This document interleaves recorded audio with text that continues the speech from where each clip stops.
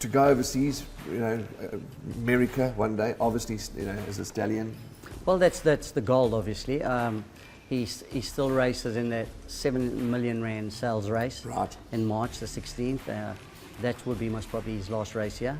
And then he goes quarantine, and then he goes to France. He does 60 days in France, and then he'll move to America. Okay. I think.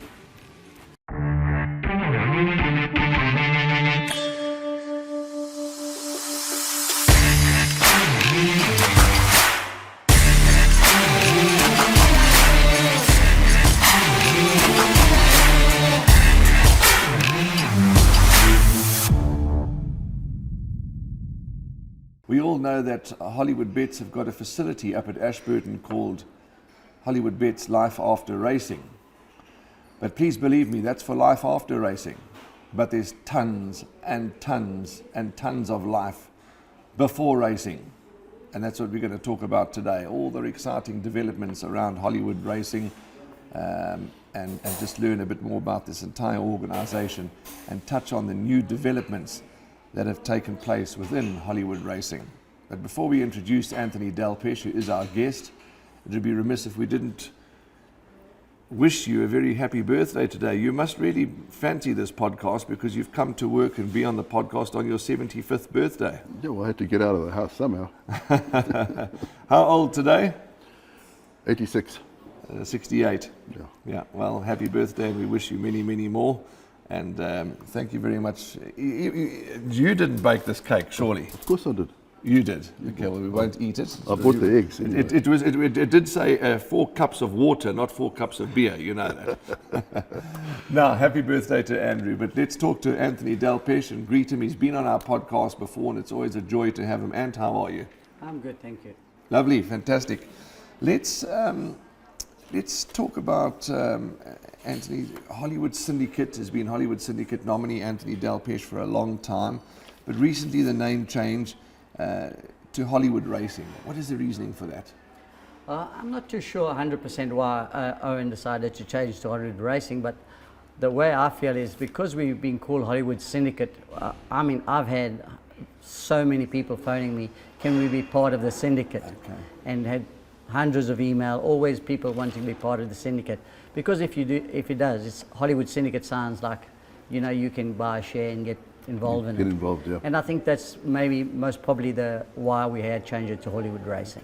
I think many years ago when the late Matthew Lips was around, I think there was a case where there were others involved in the ownership, and I think it obviously has changed. So Hollywood Racing,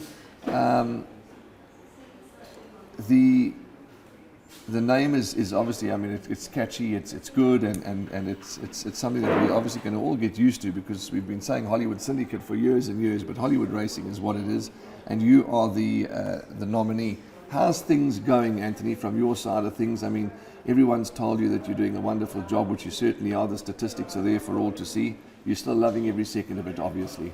Yeah, it's growing, it's getting very big, and although I haven't been doing as well as I should have been doing, the last 2 seasons, no winning a Group 1, that's on my list, is the most important thing to do, is to win Group 1 races. And obviously we've been spoiled by having 5 Group 1 in one season, and so obviously expectation is expected, and I do. I make myself believe that Group 1s are more important than just having winners. Sure. Because that's what everyone thrives to have, But you've got to have the horses, and listen, we are purchasing a lot of horses, and we're hoping this season coming through that hopefully we have a couple of horses that can compete in Group 1s and maybe win 1 or 2 Group 1 races. You mentioned you're purchasing horses, and it must be, everybody in the game, gets excited for certain reasons and various reasons. And the breeders, you'll correct me if I'm wrong, breeders around the country have had, sort of hard times as well and good times, etc. And here comes Hollywood, who have made it no secret that they're here to buy, and you attend the sales and you support the sales. And I'm sure that gives the breeders a bit more of a spring in their step too. Yeah. Listen, Hollywood Racing has been fantastic. We have purchased a lot of horses, and Owen has put his money down, and obviously helping racing, which we need to help racing. We are behind racing, so we we have to be purchasing horses, obviously, to keep the game going. But at the same time, we're hoping to be able to be purchasing the horses that can also win us group races, not just purchasing horses just for the sake of buying horses. So we don't go to the sales just to buy numbers. We're trying to buy horses, quality horses that maybe be able to win us big races or travel overseas, because that's really Owen's really goal is to win races overseas. And obviously when we do take the horses overseas, and we really don't do it for the Hollywood racing, we do it for South Africa. It becomes a South African horse because we want everyone in South Africa to be supporting Yeah, it. I So think they all do support anyway. I mean, you saw the support for Wungu Wungu and that filly. I mean, yeah, people were there just to. They got up at 2 o'clock in the morning to watch the race. yeah, well, that's our goal. When our horses go overseas, it's no more the Hollywood racing. We want to call it a public horse, a South African horse. Yeah, that's outstanding. Talking about purchasing horses, there's news broke recently of such exciting news about a purchase in a share, substantial share in One Stripe. Tell us about that whole journey, Anthony. How did it start? Who's thought of approaching who? And tell us that whole story about One Stripe. Yeah, firstly, we've got to thank Rakesh for allowing us to buying into the horse. And it was funny enough, I was at the races at Durbanville, Hollywood Bets Durbanville, when he ran second to Snow Pilot. Right. And that day, and I actually said to Owen, I think this is a very good horse. And so obviously Owen says, well, let's see if you can get the horse. I spoke to Rakesh and he says, listen, Vaughan says he'll win the Guineas. I've never won a Guineas, so I'd love to have a horse that wins the Guineas. So I said, but you promised me after that, if you want to sell him, you come back to me. Anyway, so he won the Guineas, and obviously the King's Plate was his next mission, and he says, well, I think we can win it too. So, yeah. But then he was made an offer overseas, and the first person he got to was me. He said, I promised you that I'll get to you first. Okay, wow. If we were going to sell the horse. He said, we have been made an offer. And he said, and that is what it was. And I spoke to Owen, and yeah, he was quite keen to buy into the horse. And obviously Rakesh wanted to keep a share in the horse, and yeah, we really appreciate it from him, and he's an absolute gentleman to deal with, and we're looking forward to racing with him. The thing is, that every win, the price went up. Absolutely. Yeah. Absolutely. And of course, you know, that's just a wonderful story, and it really is just a wonderful story, because that just validates your, you know, say your goal is to get good horses, to go and win grade 1 races, and to hopefully compete overseas, and you've sort of made it very firm that that's the intention. And he has a wonderful story with the One Stripe. To go overseas, you know, America one day, obviously, you know, as a stallion. Well, that's the goal, obviously. He still races in the 7 million rand sales race, Right. in March the 16th. That would be most probably his last race here. And then he goes quarantine, and then he goes to France. He does 60 days in France, and then he'll move to America. Okay. No, I think he's a better horse than Wungu Wungu. Oh, he's proven he's definitely a way better Yeah. horse than what Wungu Wungu is. And speaking to Vaughan Marshall, he speaks very, very highly, and Vaughan has trained some very good horses, yeah. and he speaks very highly. And what he's achieved already shows you that he is a real special horse, and Yeah. we look forward to it, you know, obviously. Breeders' Cup Mile right there. Whoops. Yeah, it's different racing. We're taking on the best in the world, you know. Yeah. So, but it's good to at least the South African will have a flag flying there, and maybe he can bring us something home. Anthony, you know, partnership is not, you don't, we often see Ridgemont, Highlands and Devon Heifer, they race in a lovely partnership. Do you have anything to do with that partnership, or is that sort of Devon's baby? I don't have anything to do with Richmond and Devon. Devon, It's okay. Devon's baby. Okay. I think I've got enough with Hollywood racing. Yeah. So with partnerships, which is not often that you see you guys in partnership, but obviously with this horse there is. Rakesh, you know, obviously you would have had to have explained your intention. This is what you want to do. You want to get to America. You want to hopefully one day be, and he would have been supportive of that, obviously, or else the deal wouldn't have gone through. Yeah, Rakesh has been fantastic. He's a gentleman. I'm sure everyone in racing knows, and easy to deal with. Yeah, he was happy to do the journey with us, and he's looking forward to that journey, and he's excited to be part of Hollywood now. We're having being partnership with us, And yeah, he's very keen with it. So, and obviously, the great part is, you know, we've got fantastic, as we think he is a very good horse, is obviously taking him overseas and see how good is he against the best around the world. Correct. You know? Yeah. And that will be good for racing, because Mike did it for years and years in Dubai and obviously stopped, and our horses have proven that they can compete in that level if they're good enough, and that will be the level that we'll be testing him. Yeah, but you're talking about a journey. I mean, you got a journey with one stripe, but I mean, just for the average Joe who's owns a piece of a horse, I mean, the journey's there. It's even for the little blokes, the journey's there. That's one of the joys of horse racing. Yeah. You know, the journey's there for Yeah, you. absolutely. Absolutely, the highs and the lows.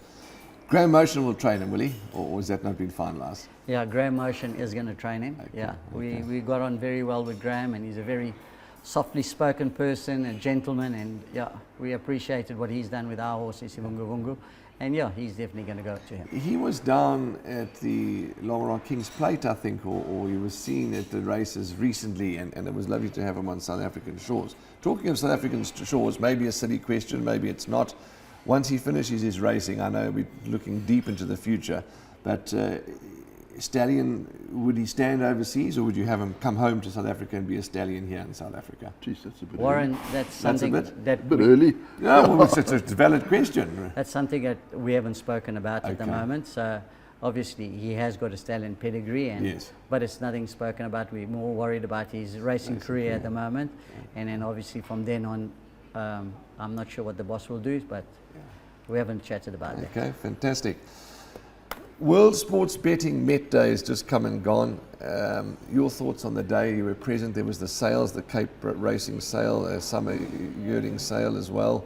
That whole week, tell us about it. Well, I thought myself, I thought this year's Met was most probably one of the better ones that I've seen for a while, for a long time. I thought there was a nice crowd, and I thought it was very vibey, and it was very well done in the way they set up the whole day.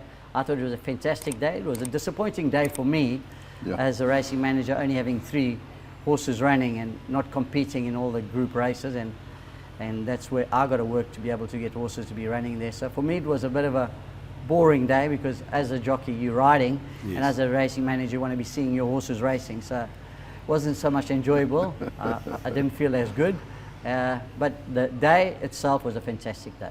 Anthony, having chatted to you for many, many years and having the pleasure and honour of watching you race and just learning about you, you're quite hard on yourself, Anthony. Yeah, I am hard, because at the end of the day, you know, for me, success is everything, and I'll give it 200%. That's why he's champion jockey. I know that, but he needs to give himself a bit more credit. But yeah, I know, but you also got to, you don't take things for granted. Like, we've had a fantastic season up so far. We've had a lot of winners, but my goals are not just about winners. My goal is also to be able to find those horses to be able to win Group 1s. I've really found out how difficult it is to purchase horses at the sales to be able to win Group 1, because I was never on that side. I was just going to say, you know, that's something of late that you've taken a great interest and successfully too. Yeah, and you know, obviously Jo Mitzioni does the purchasing for us, and she's our bloodstock agent, and yeah, it's a difficult job, and everyone's got their different opinion about every horse, and which I've learnt over the years, and everyone looks at a horse differently, and everyone has a say about a horse differently. But it's all things that at racing that I'm starting to learn, and I'm enjoying it. I'm really enjoying it, and I think finding that Group 1 horse, and I can see now every owner, it has got to be the most difficult thing. I mean, the percentage is so small of finding that Group 1 horse, and that's the difficult part, and everybody wants to achieve it. It's less than 1% of the horse population that get to Group 1 status. But you must have a good chance. I spoke to Trevor Brown at Ashburton the other day. I mean, you got about 70 chances there. Well, I think it's a fantastic establishment that we have for our young horses, obviously doing the pre-training there, and obviously be able to see more of their ability before they go into training. So that, I think, is a big step ahead for us. And yeah, we're looking forward to this new chapter of having Ashburton and sending the horses in pretty much ready now, Ready to, because yeah. they don't really have to come in just from pre-training.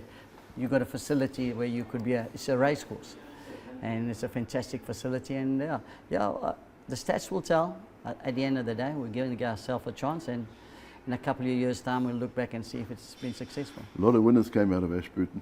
Yeah, certainly did, and at the highest level too. The team, let's talk about the team. I know we can't go through every one of them, but you've got, set up a lovely, lovely base of human beings there, and I had the privilege of being there the other day. We stopped off on the way to Hollywood Bet Scottsville, met Vengi, met Trevor's wife, and had a chance of looking at some of the horses, and there's some magnificent horse flesh, but you've got a great team there. Yeah, we have got a fantastic team, and obviously Nicole and Megan runs the Life After Racing, and Megan's been assistant to Justin, and she knows everything with training, and she's been a great help to Nicole, and they do a fantastic job with the Life After Racing. And then we've got Trevor and Trevor's wife Jo. Jo does the breaking in of the horses, and obviously Trevor does the prepping of the horses, of all the 2-year-olds. Yeah, they're a fantastic team. They're a bit of a drug addict. They're just sick for the horses and just want to work all the time. And those are the people that you want on your side. Yeah, absolutely. Yeah, I tried to get Trevor onto the podcast. He refused point blank. Well, you don't force them if they want to. He's not too much of a talking person. He likes to be rather doing the work. Yeah, it was lovely to spend some time with him. That whole establishment, it's the track, the trotting ring, everything's been there, arenas. There's even a facility there to teach them about the stalls, the 3 different sizes of the wooden frames, and even the thinking behind that is brilliant. It was an American concept, Bonge, was it? Yes, it was all Trevor's idea. Obviously, Trevor's been all around the world and he's seen everything, and a lot of things that has gone into with the 2-year-olds, it's been all Trevor's idea, because he's seen it around the world, and I think it's a fantastic thing for the 2-year-olds from a young age to be walking through where it's the starting stall, which is most probably one place where horses hate it more than anything else because of the confined space. But to teach them every single day to walk through it and out of it, and by the time they get into the starting stall, so that they should be used to it completely. And it just shows you, like in America, horses that's racing over Breeders' Cup.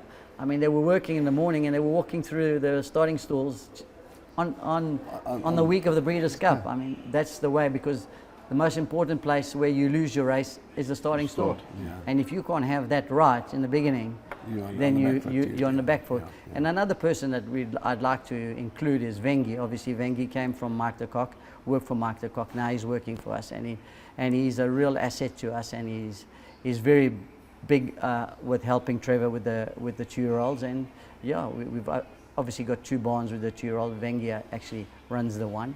So yeah, we got a fantastic team. Yeah, the walkers, I mean, the state-of-the-art facilities, wash bays everywhere you go, wash bays with showers and horse walkers, and absolutely fabulous facility. And that's just, Hollywood. If you're going to do it, don't do it properly, do it more than properly. Yeah. So that's fantastic. Recent sales, how many, as I said, that Thursday of the World Sports Betting Met, the Cape Racing summer sale, how many did you manage to purchase? The syndicate, the Hollywood Racing, itself purchased 3 horses. Okay. Clint Binder purchased 1, which is also the Hollywood Racing horse. Okay. Yeah, it was expensive sale. Yeah, I was saying Very the prices expensive. were a bit. And it was extremely hot. I really felt sorry for the poor horses there. It was hot. It was really extremely hot. So that was a sad part of it. Several horses had to be taken off the sale because of the heat.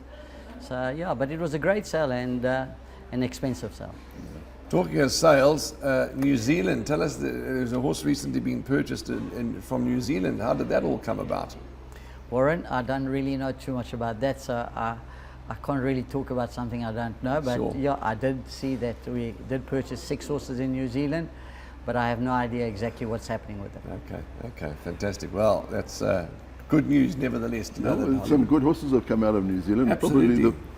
Probably the Sledgehammer.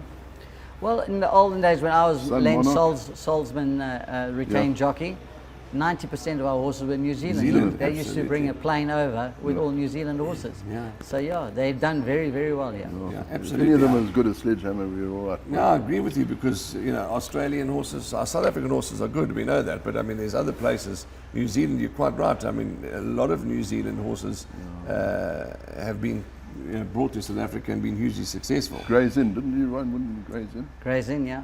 So there we go. So we look forward to those 6 that have been bought in New Zealand racing on our shores and following them with great interest. Obviously, with a couple of the changes that is happening here in KZN, the different class of races, the stake money increase, the incentive program, that's really something to look forward to, not only for Hollywood Racing, but for everybody as an owner in KZN. Well, yeah, you know, I don't really get involved in that part of the game, but obviously I can see what's happening.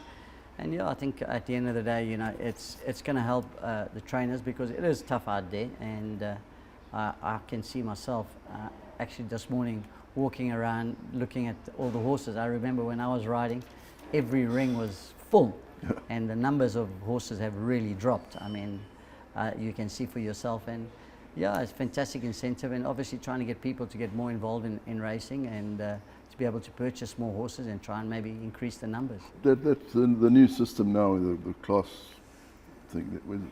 You don't get involved in it. It's up to the trainer to sort out. I don't really get involved in any of the class. Justin for Mark obviously does that. It's not on my side, and yeah. So you leave the trainers to do their own thing? I mean, yeah, obviously the trainers they nominate come to the you for horses. advice, Yeah, they don't really come to me for advice. They nominate the horses, and obviously I'll see if I believe the horse is in the wrong race. I will have to say yeah, well, no, for sure. because that's my job. Yeah. But no, obviously I don't really interfere with them nominating us, except when we start going into. We've got a horse going into feature races. There must be plans for the horse, what race we're going to go for, Sure. and things like that. But the normal races, the trainers just normally do their Crack own on, entry, yeah. and if I think this is the wrong race, I will have my say. Anthony, you've been friends and worked with trainers not only in South Africa but around the world. But we're talking South Africa. Yes, you let the trainers get on, do their jobs, etc. But half of the enjoyment is to get involved in the sense that discuss things. How's the horse doing? Looking at videos, being together, and putting heads together and racing your horse. And yes, as you say, if you object to something, you'll say something. Some trainers don't like that, unfortunately, but the reality is that's really part of what owners want today.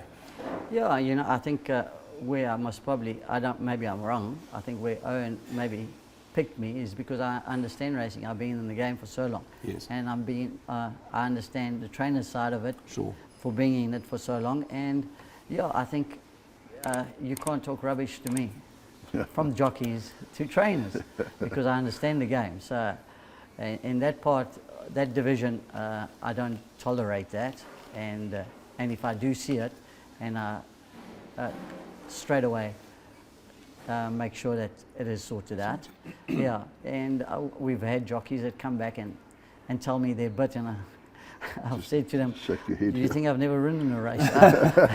I do understand racing. So yeah, and obviously with working with the trainers, and obviously I still till today do my homework on pace and what is a horse to beat in a race, where do I think the speed is. And I think that's maybe my asset for Hollywood Racing is obviously I go to races and I have my say of how I think the race is going to run in. And it's nice to know when the jockeys come in the parade ring and seeing if they've done half their homework. Sure. Because there is some that does not do any homework. Okay. And I've done my homework because I have to, because that's my job. And I think that's an asset for us. You came to Summerveld for most of your life to ride work here, but still now from wearing a racing manager's hat, you can never get enough of this glorious place. Every morning, watching work, nice breakfast, stable visits. You're enjoying that part, obviously. Yeah, I'm really enjoying it because obviously, especially now that a couple of our 2-year-olds have come into training, obviously I'd like to follow them to see their progress. And I come and watch all our old horses, and I enjoy this part. I love this part of it. That's why I enjoy going to Ashburton and seeing all these young horses, how they progress, and how wrong I have to say this one I don't think is going to improve. And I'm 2 months down the the line and how this horse has changed. It just shows you how quickly a horse changes. And you might not think they're any good early on, but they show you up. But I've learned that when I was sitting on them too. I've said the same thing. I don't think it's any good, and they've proven me wrong. Then you've signed up Sean Veal as your stable rider now. Yeah. I know Greg Bortz, when we spoke to him last time, he signed up JP van Amerwe, and he said it's made a huge difference to his racing to get that one-on-one feedback. Yeah, well, it's important. Sean is our retained jockey now. And I think where we did need a retained jockey is because we've got so many numbers of horses. And obviously, the feedback from the jockey will be very important. And obviously, for the jockey to be sitting on the horse all the time when he's racing, I mean, we've got so many horses. Every time we've got a different jockey riding the horse. So as much as sometimes I've sat on a horse and you don't really know, you do your homework, but sometimes it is important to know that little click about a horse, a little bit more about a horse. As Sean already, he's ridden 1 or 2 horses and he's come back and says, if I know this horse, next time I won't make the same mistake. If I know this horse, I would have waited a little bit longer. So it's important to have a jockey to be sitting on the same horses all the time, especially we're growing, we're getting big now, and to sit back and to tell us, listen, I don't think this is any good. I think you need to get rid of this, or I think this is a smart horse. And get his feedback every race meeting, as much as I give my feedback, but it's nice to have his feedback on how the horse feels underneath him. And yeah, I think starting to work with him now and looking forward to this relationship. Yeah, he rode for Dennis Dreyer for a long time. So, I mean, that partnership there, Dennis was hell of a successful. And Stewie Ferry's probably annoyed now that you've stolen his jock, but anyway. I still see you rode a winner for Stewie yesterday, so yeah. he's not completely lost to the Ferry stable, but yeah, he's a really good jockey, is Sean Veal, and he's just a lovely, bubbly personality, always upbeat and positive. So we wish him all the very best in his career with Hollywood Racing. Anthony, the final decisions. I mean, have there been times where you've been left alone to make the decisions? I mean, and will get questioned about your decision? I mean, you've got quite a lot of leeway, have you? Yeah, obviously decisions. If I do want to move a horse or when the 2-year-old's going, I send it to a group, and Owen likes that. Everyone have their opinion, but Sure. the final decision, as Owen always says, is it's my decision. We all have our opinion, but the decision is your decision. I think at the end of the day, if a couple of years down the road I fail, he knows you failed, and I let Anthony make the decision, and you made the decision, not everybody else made the decision. So yeah, but we do have a group of people that talks about it, and everyone has their opinion. And at the end of the day, he allows me to make the final decision, and that's how we work. I think that's well, that's yeah. the reason for the success. I mean, you can't have 19 people making a final decision. You know, it's, as you say, they can have an opinion, but somebody's got to make the final call, and the calls he's making so far seem to be the right ones. Goals for 2025, Bond. It feels like we're still in January. I think it's the 30th, your birthday, It's still 30th of 6 January. months to go. It feels like January never ends, but the rest of the year, 2025, what's on the radar? Yeah, obviously, you know me. Group 1 is most important for me, and if I mean, you walk into my home, you will only. The trophies that are there are not winning of just races, it's the big races. Big races. So those are the ones that are important. Those are goes down in history. Those are the ones that people remembers. So for me, that's my goal, is to try and win more Group 1 races, and to be the champion trainer, the national champion owner. Sorry. Okay. We finished second 2 seasons in a row, and that's my goal, is to get us to be able to win the national owner. And it is hard if you can't win the Group 1 races, because that's where the money is. Sure. You know, you can have so many winners, but if you have got that one horse that can be able to win you 1 or 2 group races down the road, I think that's where we'll make you win the national. Can I put you on the spot? Have you got anything in line that might be a Group 1 winner? A Group 1 contender, put it that way. Well, we've got a proper racehorse, One Stripe, but obviously his career is not going to be here. Yeah. We actually haven't really got, to be honest, we haven't really got any horse at the moment I can say, yes, I think this horse is going to win us a Group 1. Our biggest hope is going to be this year, obviously, on the 2-year-olds, because we have spent a lot of money on the 2-year-olds. We've gone bigger than we've ever gone in the past. So yeah, I think the 2-year-olds doesn't shine, I'm in trouble. Anthony, but not Anthony, sorry, Andrew, for the few that I saw at Hollywood Bets Life After Racing, the pedigrees were there, the specimens were there. You can see they've been prepared immaculately. They've got a big chance. So we hold thumbs. We hold thumbs and we wish them all the very best. Let's talk about America, which is a very loved place for Owen. Isivungu, that trip, a big team went out. We know what happened in the race, etc. But where's Isivungu now? What are his plans? Well, he's in Florida now. I think he must probably be racing like 3-4 weeks time. He'll have his first run back, and then obviously the goal is to take him to Dubai to run in the 1200 meters on the turf. That's first week in April. That is the goal. Obviously, if he does get accepted to run in the race, that's the goal for him. Okay. So it'll be Gulfstream Park. What's Florida, Gulfstream. yes, Yeah. yeah.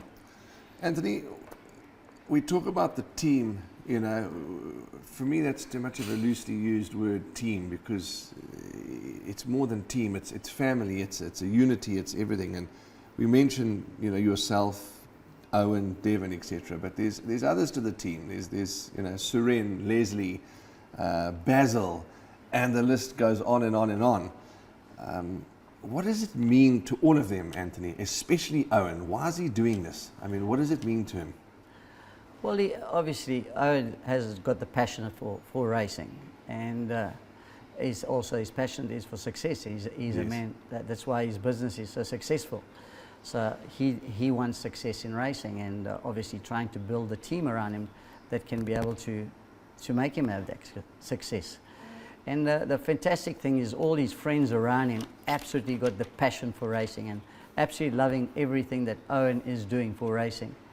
And especially internationally, obviously America Breeders' Cup has been Owen's, he's been going for over 25 years, I think. And for us to firstly have Isivungu having been able to run in Breeders' Cup Day was like, Yeah. for Owen, it was really a special day, and it was a little bit disappointing as we got interfered with, but I think that's one step. You're learning. It's about learning, and obviously learning of our horse is this horse being able to compete against that level of horses, and obviously within time, if we want to grow and to obviously maybe get more horses to go there, then we'll start learning what kind of horses can compete and will be able to win races at that level. Yes. And well, I don't think he disgraced himself. I think he was a little bit unlucky not to finish in the top 4. He could have finished in the top 4, and I think he is a top sprinter. But when I do think, and I think in America, I really don't think on the turf they're as good, which we've learned, everyone has learned. European horses normally win all the turf races. But it's exciting. It's I'm looking forward to obviously One Stripe being going there, because I really do think he's a real special horse, and obviously hoping he have a safe journey there, because that's the most important part. It's a long way. It's a lot of things have to go right, and let's hope things go well for him, and it's something for South African racing to look forward to. We may have, your Met day may have been a little bit low key, but I mean, the win by 8 on 18 boosted the form of One Stripe. Big time. That was definitely a big boost for the form, and it just shows you that he is a real proper horse.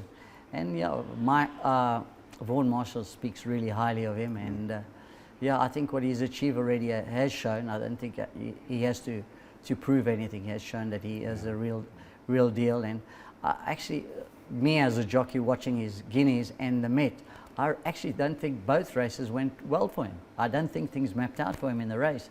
And sometimes when they say as a jockey, good horses sometimes can get you out of trouble. Yeah. And I think he is that kind of a horse. He got the jockey out of trouble both times. Let's talk on a bit of a personal level, not personal level, but talk about you. First question, how's the health? You've just had an op, you're looking good. Yeah, I'm good. I had terrible nerve pains down my left arm. I've still got nerve pains down my finger, but obviously the doctor says maybe a little bit more time that will get better. But I'm good. I haven't played golf since my surgery, but trying to get my fitness level back up again, and but I'm healthy and well. Where is your favourite course, Bonge? Do you play anywhere, or do you have a... Well, home is Cotswold, Okay. and obviously that's the only place I really play. I only play golf most probably once or twice a month. I don't really have the time to play golf, and the boss doesn't believe in golf. And were you with Mark when he got his hole-in-one? No, I had my surgery on that day, and I would have been in that 4-ball actually. To be honest, I had my surgery on that same day. Okay, sure, that's unbelievable. And then the family, Candace, the kids, grandkids, how's everybody? Yeah, they're all, listen, the kids have got big now, and 2 grandkids, and they're growing so quickly. Yeah, I've got a fantastic family, a fantastic wife. My daughter's now obviously getting older, so she's not following me as much to the races, more the boyfriend than me at the races now, so which I miss. And but I've got a great, they've been with me since I was racing and always there for me, and even now as a racing manager, very much behind me. Yeah, so fantastic. I'm very lucky to have a fantastic wife and fantastic family. Please send them all our very, very best, please. You took a deep breath. Were you going to say something? No, I thought I was going to be a heart attack, but don't worry about it. Now, before we wrap up and close up, I would hate for him to have a heart attack on his birthday. I would hate for him to have a heart attack full stop. Anthony, I will bid you farewell in a moment. If you just give us a moment, we just want to advertise a few things as we always do on our podcast. Andrew, Cape yearling sales. There's plenty of sales this year coming at you from Cape Racing Sales and Bloodstock South Africa. The next sale on our agenda is the Cape yearling sale of 2025, Sunday the 23rd of February at SADA Centre, Constantia in Cape Town. And I'll just ask our team, as they always do, to zoom in and zoom in again, because at the back of this book there's a lovely saying here: today's foals are tomorrow's champions. So that's also quite a good slogan for that sale. Then get yourself a copy if you can on this new book. Martin Locke was a legend of the game. I mean, Anthony, you'll remember Martin in the top sport heyday, etc. He's released a story about his life, and 85 years old is Martin Locke, and living in the Cape. And he has read out. I think he was one of the pioneers of TV presentation on the course. Yeah, he was. Started it, yeah. Absolutely. And when you skim through this book here, well, I've just skimmed through it, I'm going to obviously read it, some of the pictures and some of the people that he's been with, and it's just unbelievable. So get yourself a copy of that, go onto his Facebook, and I believe on Amazon and all those various websites, you're able to purchase a copy of Unlocked, which I believe is, I think, 200 or 220 Rand a copy, and all proceeds go to charity. So that's very kind of Martin. Then this weekend there's plenty racing. Friday, I'm talking about KZN racing now. Friday the 31st, we've got night racing, Hollywood Bets Greyville, night racing, and then we follow up on Sunday with Hollywood Bets Scottsville, 2nd of February. So plenty of betting opportunities. And of course there's Hollywood Bets Kenilworth, Turffontein, big feature races, huge feature races up on the Highveld this weekend as well. So lots of stuff to entertain you and lots of betting opportunities. That's a wrap. I think there's not much more to add. Soccer, Anthony, you do follow a soccer team, don't you? Brentford is our side. So, yes, looking forward to watching Brentford on the weekend. Okay, fantastic. All right, well, I don't know too much about soccer, but Brentford, yeah, they've been lovely to... The Bees, absolutely, the Brentford Bees, so that's fantastic. That's a wrap. Thank you for your time. I know you've had a busy morning, but it's just always nice to give the public and the punters and those that follow us, and there are many, 4 people, not one. 4 people followed us. Let me finish my sentence. Oh, okay. Not one, not 2, 4 people came up to me at the World Sports Betting Met and said, we may not always comment, we may not always like, etc., etc. I told them they have to subscribe, they have to like, they have to push the notification bell, they have to do all that. We need to boost our followers. And they said it really, really is an informative show. And a guest that we have, they really appreciate it. So it just makes it a little worthwhile. So to our followers and to our punters and all of that are out there that enjoy this show, thank you. And let's have a good 2025. Anthony, all the best. Lovely to chat with you. And we'll follow each and every Hollywood horse with great love and great passion. Thanks for having me on the show, Warren. Lovely. That's a wrap then. And yep, it's certainly been an informative podcast. Yeah, Hollywood Bets, they take everybody on a journey. You heard what Anthony says, it's the people's horse, it's the people's racing. And we really enjoy being on the journey with them. So that's a wrap from Warren, Andrew and Anthony and the team behind the scenes. Thank you to them for their hard work and dedication to make this show possible. Punt well, be safe, be kind, and we will see you as always in the number one box.